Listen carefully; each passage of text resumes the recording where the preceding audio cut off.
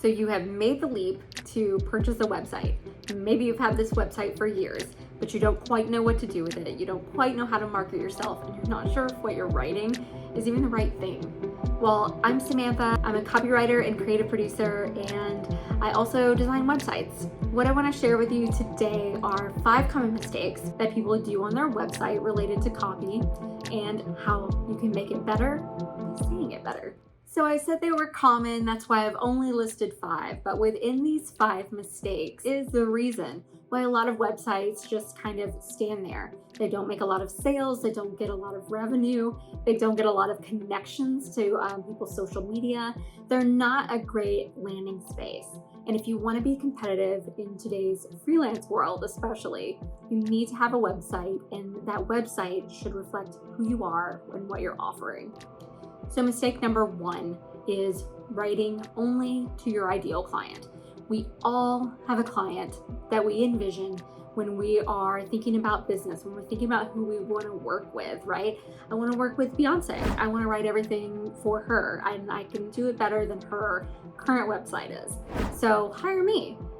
The problem is that going from 0 to Beyonce is hard, not impossible, but hard. And yeah, I would love to work for Beyonce. I think that would be wonderful. But I also don't want to depend 100% on any one client, Beyonce included.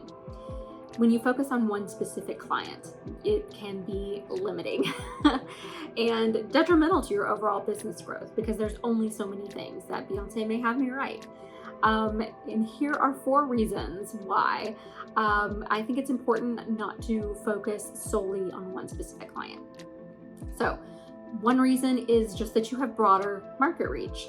By appealing to multiple client types, you can expand your reach to a larger audience. Each potential client may have unique preferences, needs, and interests, and by catering to them, you better your odds of having a successful business. So another reason why it's important not to focus on one potential client is that it leaves room for your services to evolve.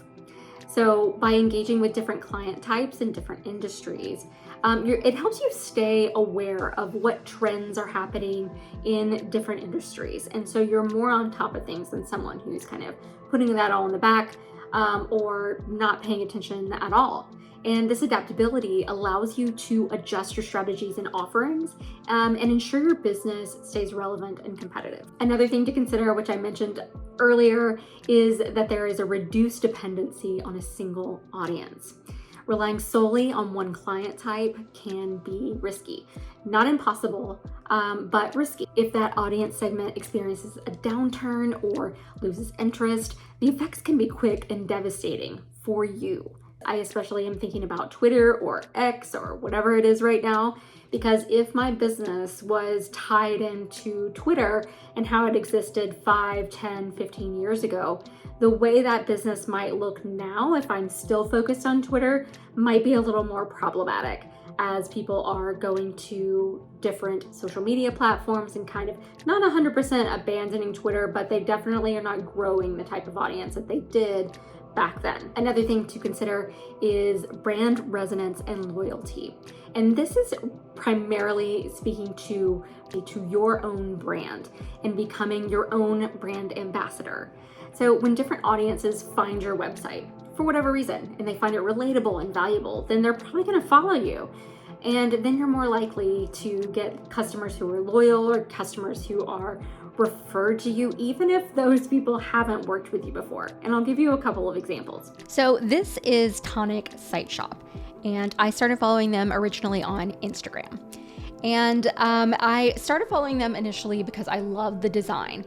You can see their website here is just beautiful. Now, what Tonic Site Shop does is they sell website templates, done for you website templates for the website platform Showit.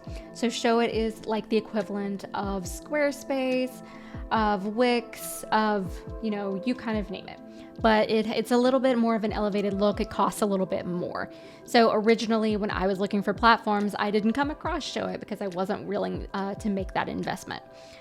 So originally I'm following Tonic Site Shop, and they don't really have anything at that time that I can purchase from them, but I'm following them anyway for inspiration. And over the years that I've been following them, they have expanded into having a newsletter that has been very engaging. And as of, I think, either last year or this year, they've started selling Canva templates. So they're already good in the template game. They're becoming a trusted source for design inspiration. And now they're designing things that I might actually use. So their Canva templates are all about, what you need for social media. If you have your own brand, if you're designing for others, it's a series of templates in their own style. And I love this. I think I bought the marketing batch, but it's targeted a bunch of different ways for you to basically kind of steal their style. But it was a way that I immediately became a customer after, several years of just kind of following the brand. Now, if I knew someone who was using the Show It platform, then I might recommend them just by how I personally like the results that they've been having. But, like I said, I wasn't able to really connect with them on that level. Another thing that Tonic has done, which kind of shows how you can take a niche business like website templates and evolve your services, is that not only did they come out with Canva templates, but they've also decided to be an educational resource for entrepreneurs and freelancers. And this is one thing that has really endeared them to me as a brand that I will just continue to go back to. On their main website, you can go to their resource library, and it shows a ton of guides that they've made, ways to make your website better, learn SEO, email marketing. I took a 3-day virtual kind of webinar type thing called Launch Camp that they offered earlier this year. And I'm going to say it again. It was free. It was like 3 or 4 hours a day, maybe less than that. Each day had a Q&A and presentations on subjects that anyone who's building their own website, anyone who is, in the creative space at all would find hugely beneficial, and I absolutely did.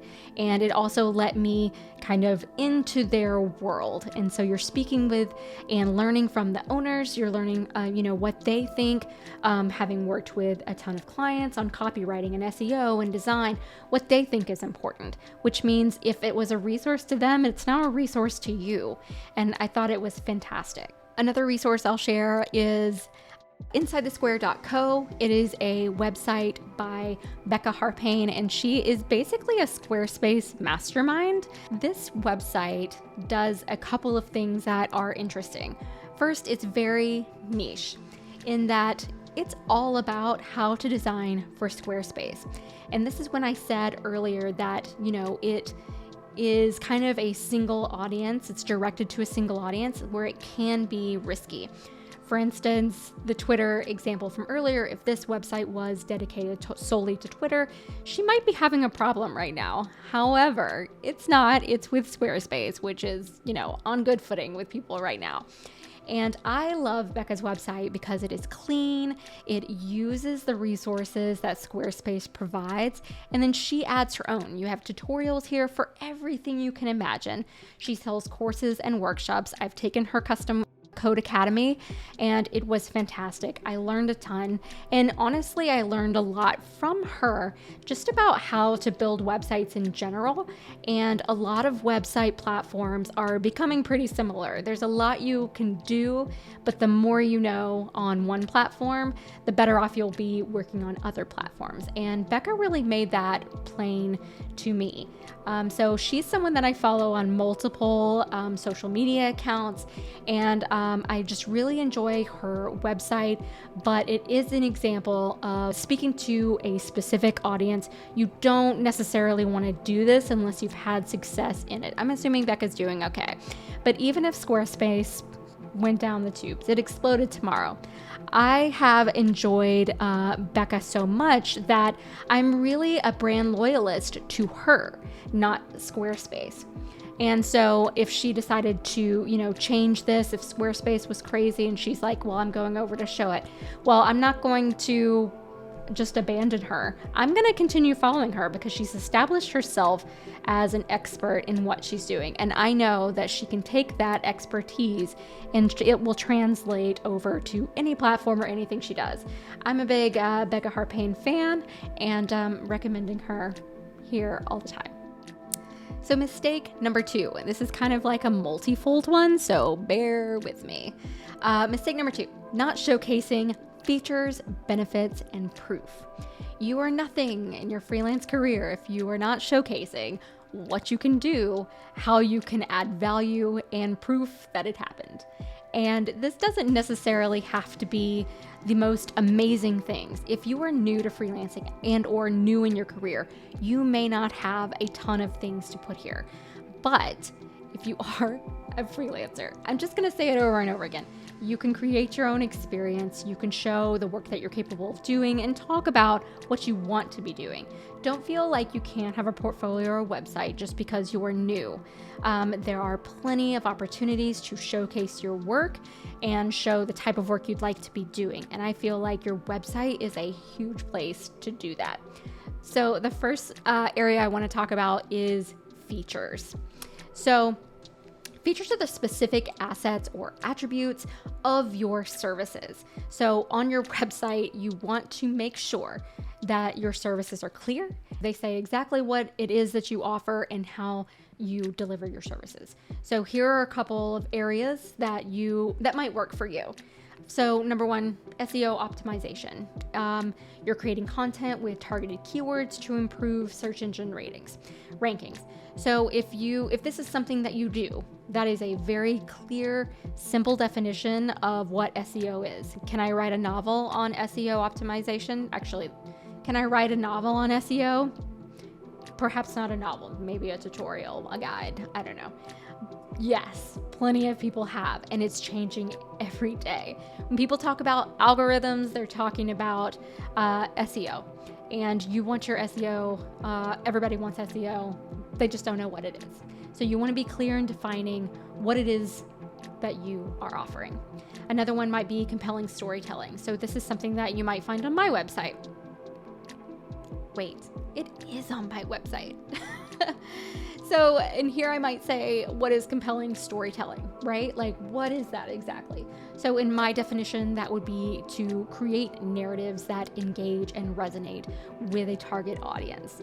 And anything else I show might just emphasize that main point. Research is a great way for freelancers to get work. And when you're just starting out, you might just be considering work as work, but you want to say, what is that? Because by offering you extensive research as a service, I'm offering the ability to thoroughly investigate topics to ensure accuracy and credibility. And so, for instance, I had a client a couple years ago and I was helping her develop a business plan, and she needed certain things cited. She kind of knew a couple of types of facts that she wanted to list, but then it was my job to go and research and find those facts and then put them into her business plan accurately cited, so that if anyone were to call her out on it, she could be like, look, it is right here. And that's a huge place to find a career opportunity or just kind of a side hustle if that's what you're interested in. But again, you want your feature to be clear. Most copywriting positions, freelance staff or otherwise, will ask that you write in the brand voice, and that is very difficult to do without being familiar with the brand. And a lot of companies might provide you with a brand voice guide, and that's extremely helpful. But what's even more helpful is the ability to understand what that's asking of you. Are you wanting something that is, very conversational? Do you want to be more professional? Are we talking big words, small words? It's important to kind of know what to look at and get a gist. So I think that being able to write in a brand voice is a huge asset. It's a huge service that you can offer, but you want to be clear on what that is. So tailored brand voice, adapt our writing style to suit your brand's personality and target audience. That's going to be huge. Now, moving on to benefits. First you're saying your services. Now, how is that going to benefit the client? This is something on your website that you really want to kind of hit home with potential clients. Now they know the service, but they want to know exactly how they will benefit from utilizing your services. So benefits explain how your features positively impact your clients. And they're going to highlight the value that your clients will gain by utilizing your services. And your main thing here is that you want to focus on the outcomes and advantages that they'll experience. I think sometimes as freelancers, it's hard for us to get access to real results. If you are doing social media management for someone's Instagram, for instance, then you have a base, which is, their follower count, their engagement rate. You have all of that when you start. So you have very clear parameters of this is where we start and this is what happened. But when it comes to the website, it can be a little bit tricky because there's not one single thing that's going to make a website, just blow up or be super effective. You definitely want to see conversions. You definitely want to see, more people coming to it from various sources. You want to be ranking higher in social, on search engines, but it gets a little tricky.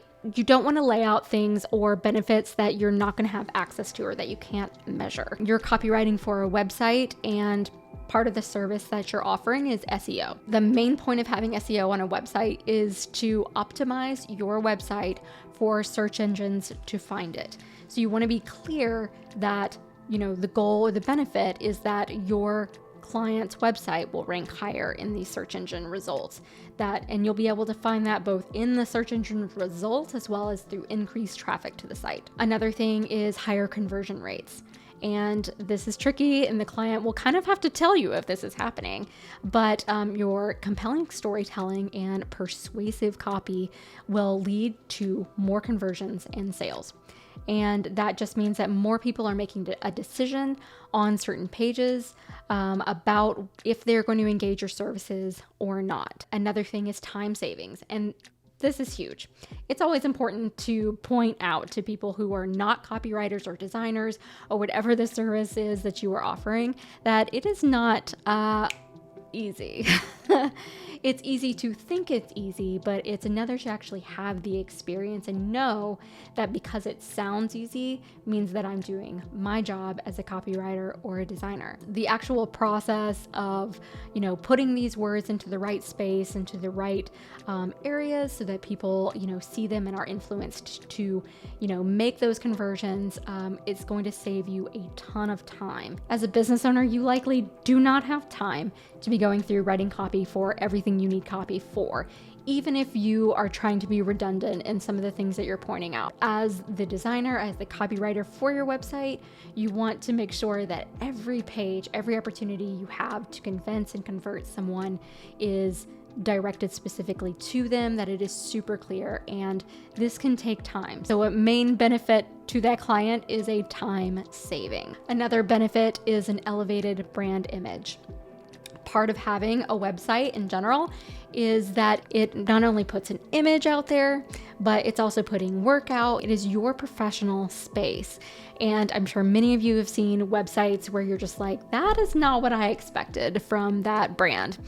You can judge, and we all do pretty quickly, on whether we might work with a brand or a person based on what they can do with their website, even if they're not a web designer. So you want to make sure that your space on the web looks as elevated as you possibly can. You do that with images, you do that design, you do that with copy. This is a huge benefit for anyone making this kind of investment. Moving on to proof, which I feel like can be a very contentious subject, especially among newcomers. And so a lot of people entered the freelance, remote, independent contractor world in the past few years, and we are happy to have you. I feel like maybe I'm one of them as well, since I've only been in the freelance world for about 5 years, but it, to me, is very much the future of working. And one of the main questions that I see a lot on freelancing forums is, how do I show that I have experience or that I'm capable of doing these things when I haven't been hired by, a major company yet? I haven't been hired by people who other people know. And here's the thing, proof and experience comes with the amount of time you've spent in the industry. It's always going to be harder to get a job when you don't have experience. However, you can show on your website and social media what your capabilities are. You can show other ways that you would do things. You can do remixes. There are a lot of different ways that you can gain experience, the least of which obviously is getting booked with a company that you really want on your website. So proof involves demonstrating your expertise and showing evidence of your successful work. And you want to be clear when you are showing your proof what is either paid work or spec work. It absolutely makes a difference. So one example of proof is testimonials. And testimonials are great. They can look really good. They can say exactly what you want to say. Sometimes your client, and I've had this happen, so I know it is true, doesn't really know what to say. And they say, well, what would you say? I loved working with you. What would you say? If you write something up, then just show it to me. And so plenty of times I have been able to write my own testimonial, long or short, just all the great work that we've done together, and that person will absolutely sign off on it. So make sure that you have a good testimonial for yourself, because it can definitely come in handy. But any other testimonials that you can get from people that you work with, and that can be your friends, that can be, your boss, that can just be any kind of colleague that you have, in addition to the smaller projects you may be taking on, simply to make the proof part of your website look more robust. So do not sleep on testimonials. Another way to put proof out there, which we've been talking about, is as a portfolio. A lot of people have portfolios on all of their social media, and your website should kind of be a home base. And there you can kind of separate what it is that you work on. So when you're talking about your services that you offer and you're saying, I'm a copywriter primarily in the social media space, here are examples. And even if you are showing examples from your own social media accounts, that is proof. And especially if you can show that, even working for yourself, you're able to get this amount of views, this amount of conversions, that is proof. That will work. Don't sleep on having a portfolio. It's a hugely important part of your website and social media. The case study is basically a just concentration on one project. Some people do this with videos. Some people do this just by writing it out and using images and kind of showing the step-by-step process.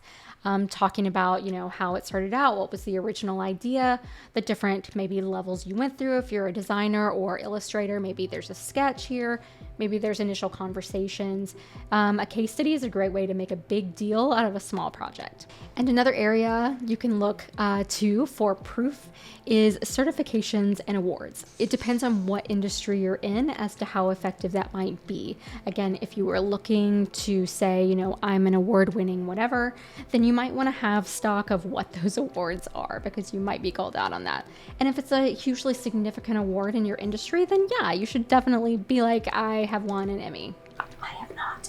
And if you're certified, for instance, in different industries, working with Adobe products, for instance, or, being in Squarespace, if you are working with something that typically requires a certification, you want to make sure that people know that you're certified in this and that you've taken these courses and that you are an expert in your field. So the third mistake that people make a lot on their websites that is going to be super easy to fix is that they are more concerned with quantity over quality.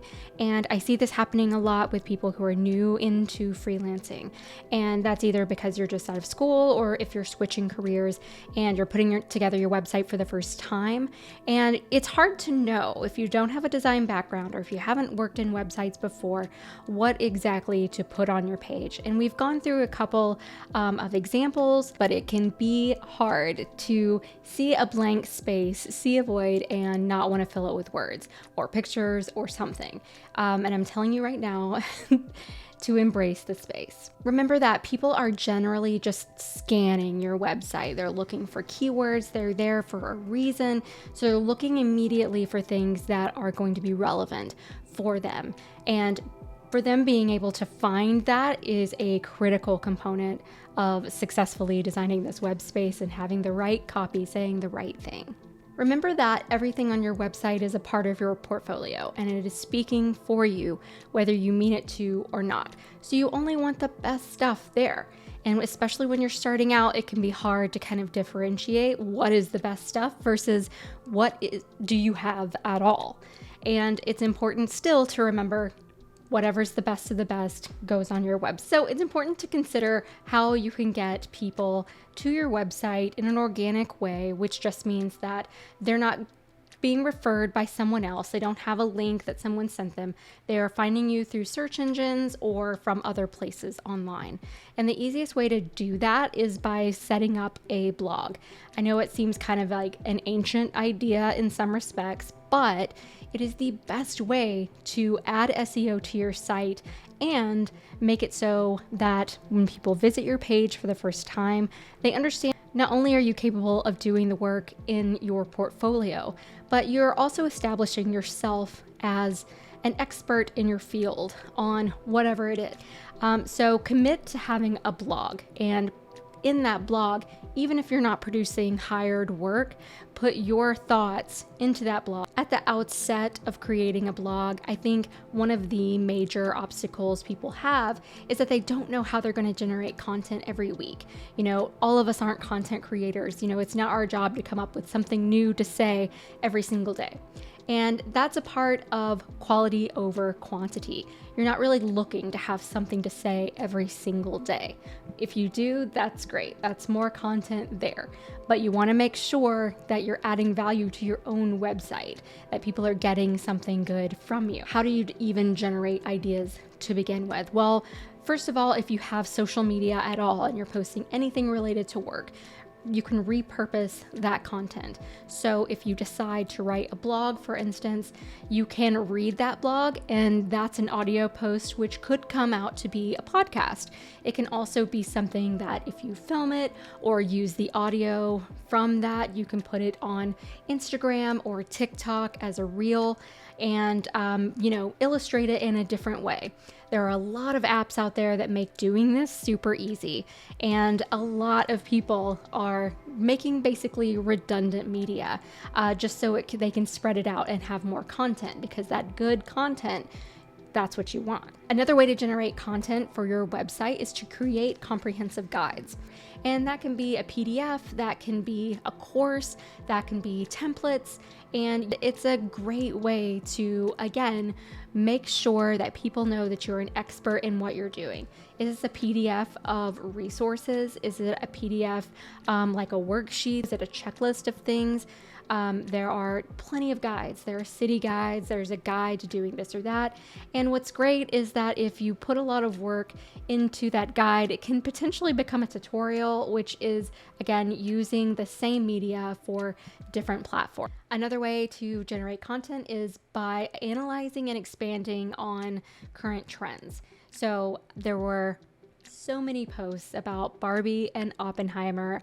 I was guilty of making a post about it myself because being in the marketing sphere, it was just such an abnormal situation to see Barbie marketed so heavily. I think it's been a long time since we've seen a movie of that kind of stature really hit seemingly every platform. Everywhere you looked, there was Barbie primarily, and Oppenheimer wasn't far behind it.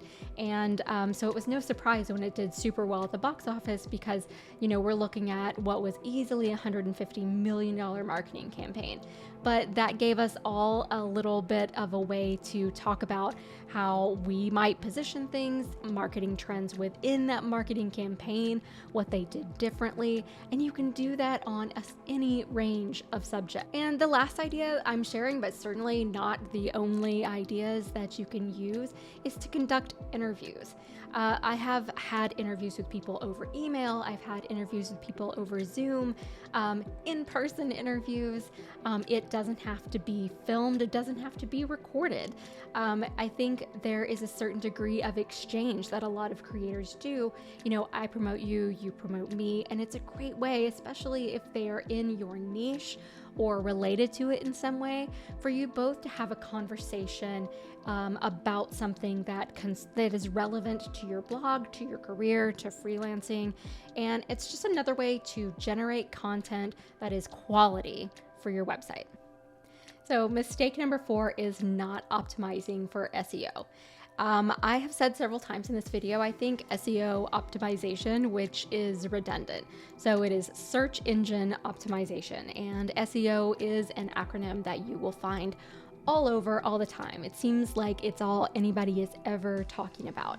And it's an acronym, which means it's inherently scary because we forget what it stands for, and it sounds really techy, so I think it can be a little intimidating. Like, I don't know HTML, so I'm not going to be able to figure this out. I'm not a coder. But rest assured, SEO is also about writing. It's also about design. It's also about tech. It's about everything, and you can do it. It is not hard. Now, am I saying you don't want to have an SEO audit of your website? No, I am not saying that. I think that can be very helpful, but there are a ton of tools that are free or low cost that will also help you do this on your own. So here are 5 significant ways to add a little SEO to your website right now. Number 1 is keyword research. This is all about identifying keywords that are relevant to your niche or industry.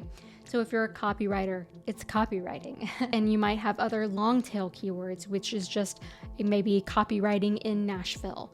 It is something a little bit longer that gets really super specific about who you are and what you're offering. Keywords you can think of as hashtags without the hashtag. And it's definitely an area where a lot of social platforms are going now instead of hashtags. And it's because people are using these social media platforms as search engines. So instead of going to Google and being like, where can I get a job as a copywriter? They are actually putting that into TikTok and Instagram. And any post that features keywords like how to get a job as a copywriter are going to come up for that person. So it's important to think about the questions that your prospective client might have. There's a bunch of websites. SEMrush is one, Ubersuggest is another, that will help you find keywords relevant to your niche. Definitely check them out and sprinkle them throughout all of the copy on your page. The second way to incorporate a little SEO action is to improve your page titles and meta descriptions. So if you're going behind the scenes of a website and you are writing your blog post and you're adding a bunch of things, you'll usually get a box when you're ready to publish, and it'll ask you for the title of the post. And a lot of times maybe you're just like, jobs for copywriters, and that's it. And that might get you some hits because that's pretty clear. But you want to think about each individual blog post like it's the first thing that people see when they come to your website, because that happens a lot. Meta description. You don't have to enter this at all. A lot of times this is generated for you. But if you really want to boost your SEO, you will get in there and you'll start adding keywords. If copywriting is part of that blog post, then copywriting needs to be in there. And then you insert some long tail keywords like copywriting in Nashville.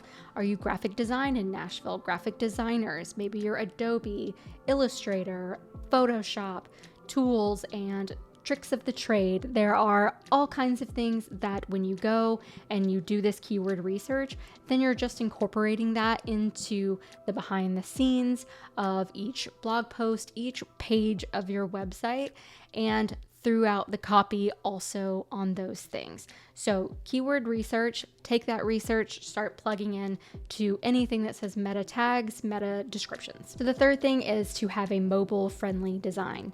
All of those beautiful headlines, all of that beautiful keyword research is worth nothing if someone cannot view your website the way it was designed on mobile as well as on desktop. A lot of us, when we're designing our websites, we're doing it on a desktop where we have all the space in the world, and then someone visits your website on their phone and it looks crazy. My own website, I've forgotten to do this before, and I'm just like, cannot even believe how anyone can make sense of the shapes and the squigglies that seem to come from nowhere. So it's incredibly important to do this. A lot of websites have a mobile view. All you have to do is kind of rearrange things. If you delete something in the mobile view, it will delete on the desktop. So we're not talking about taking things away. We're just talking about making it viewable to people on their phones. If they can't access on their phones, then they're not going to go very far onto your website at all, and that's really unfortunate. When we are first setting up these websites, you might get super excited and you have a photographer shoot pictures. If you're someone who uses a lot of video, then you have a lot of video and you just want to throw everything onto your website.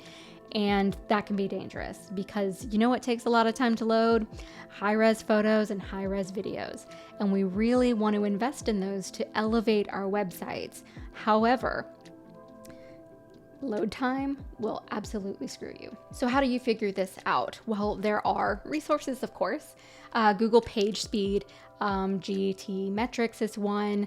I think there's some where you just go into how fast does my website load and type that into your search bar and it'll let you know pretty quick. On a lot of websites, you can link to your video footage. So if you have a lot of video footage, what I would suggest is keeping those videos on a platform like Vimeo or YouTube. You can make them private and only embeddable on your website if that's what you would prefer. And then you're not putting the actual video on your website. You are putting a version that is playing from somewhere else, so it's not going to take as much time to load. As it pertains to your photos, a lot of photographers will also give you kind of low-res versions, and that doesn't mean that they're less quality, but these are the ones that are a little bit smaller in size, and to be fair, they're still enormous.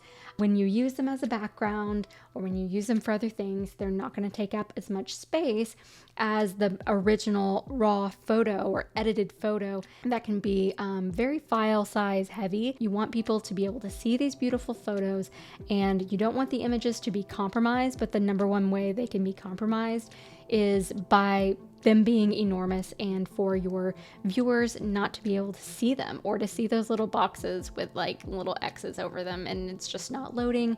It's not a good look. So the fifth thing kind of goes in tangent with this one, which is high quality content. You want everything to look as good as it possibly can. So don't skimp on those photos, but make sure again that they are sized correctly. If you do have large photos, that you're not trying to put them all on one page, especially if that page is integral to your website. And in terms of the content, you want to make sure that it attracts your visitors. You know, when you're talking about people who don't know you, we're very image drawn. So the investment in photos and video that have something to do with your career, even if you're using stock footage, you want to make sure it's not just some like guy at a computer holding up a mug.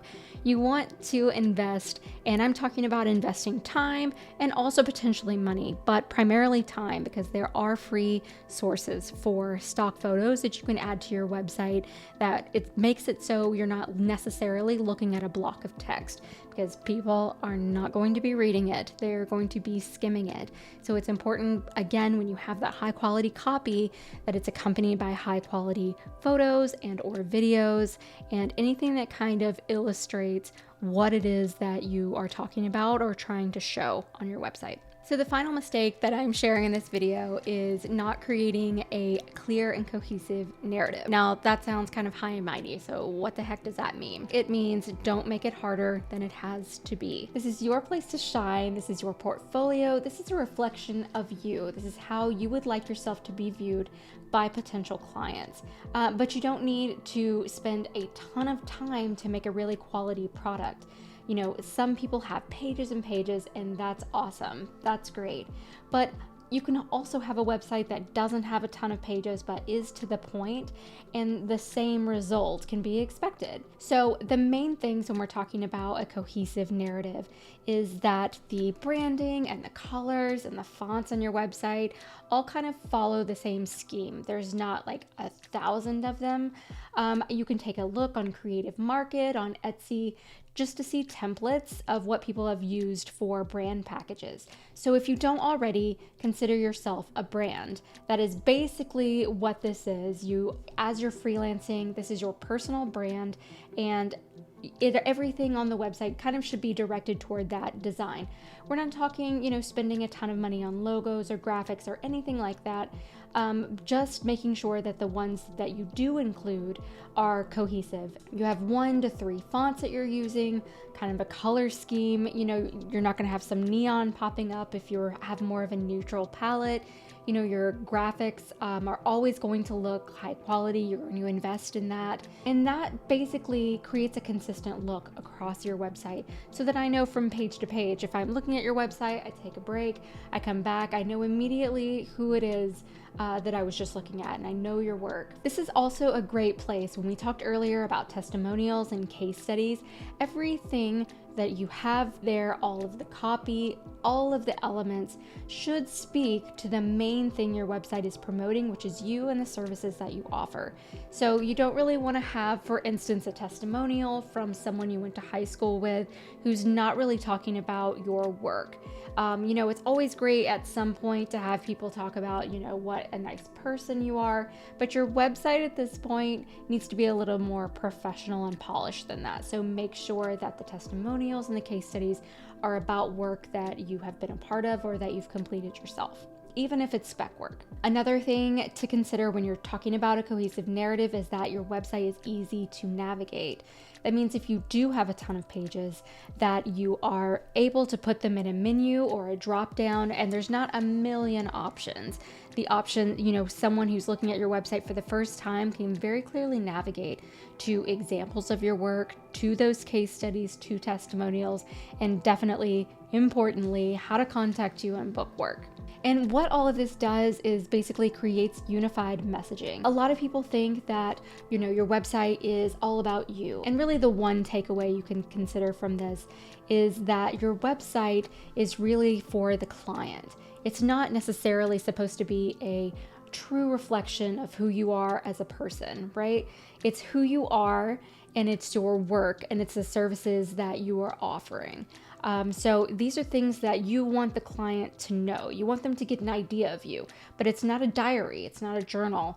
It's not your innermost thoughts. It's not, the certifications that you got in high school. It's where you are now. And, I learned that lesson not too long ago, and it's just something that stuck with me because I think when you are, on your own and you're freelancing and everything does seem to be about you and how you are going to do things, it's important to remember and recognize when it's actually about the client. So I hope that all of these tips have been helpful for you. It is my goal in this channel to share things that I wish I knew when I was first starting out freelancing, but it's also things that I'm learning all the time. So what you'll find here is me kind of experimenting with things and sharing resources that I love and I feel like have been effective for me and in my business, and how I'm also creating my space for myself and my clients on the web and anywhere else that they go. So let me know if there are more topics that you'd like me to dive into. I am a constant learner, and if you have any tips or advice for me as well, please share. I'd love to hear from you. Until then, I will see you in the next video.